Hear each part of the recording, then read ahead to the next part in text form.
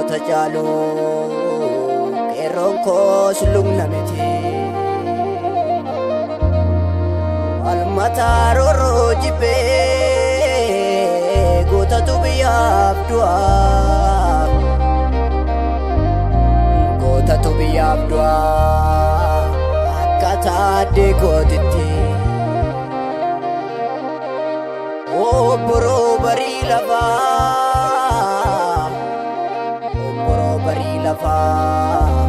akkalcha samiifa qilleensa turaasee bilisummaa dhaalata walisheen natti dhufa foolisheen natti dhufa seenaa kaleessa jiru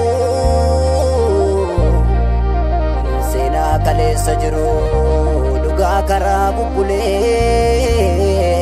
karaa bubbulee ajoocha fi gidiraa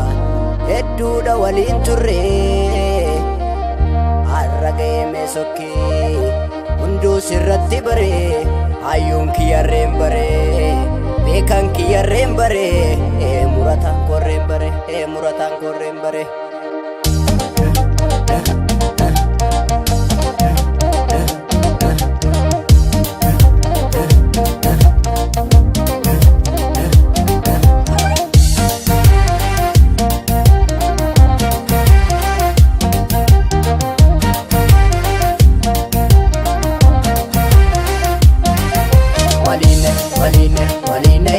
Shimala kengale sabu Irano ke kachana saba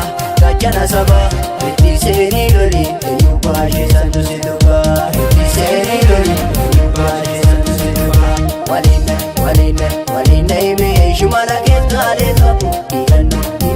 ke kachana saba Iti seni loli Enyubashi santu situka Iti seni loli Enyubashi santu situka Iti seni loli Enyubashi santu situka Iti seni loli Enyubashi santu situka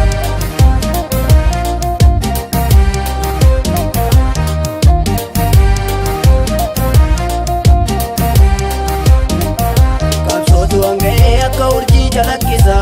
Jabeessi qeerroo koomee cimsee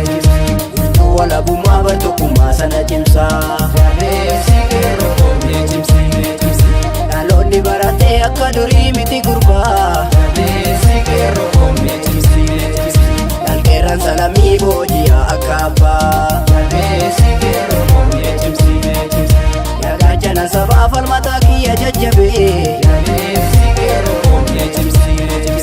Gadeetti michinii murataa sanatti malee Jabeessi qeerroo koomee cimsee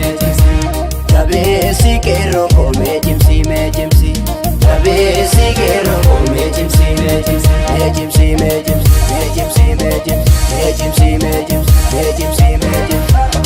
Qeerroo leenca saba kooti Eegi Oromiyaan keeti Aleelee qeerroon aleelee Jabeessi guutaa koomaarre Qeerroo leenca bosona Baragadaa bilisoomuun sun barana Bilisoomuun sun barana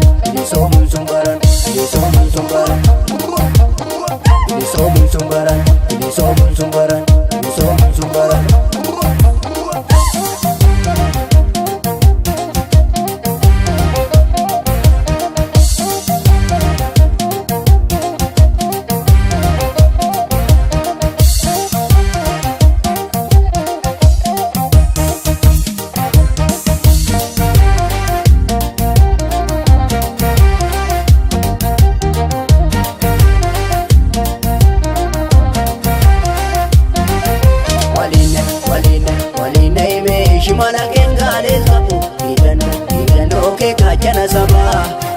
saba Iti seni loli Enyubashi santu situka Iti seni loli Enyubashi santu situka Walina ime Shimala kengale sabu Irano ke kachana saba Iti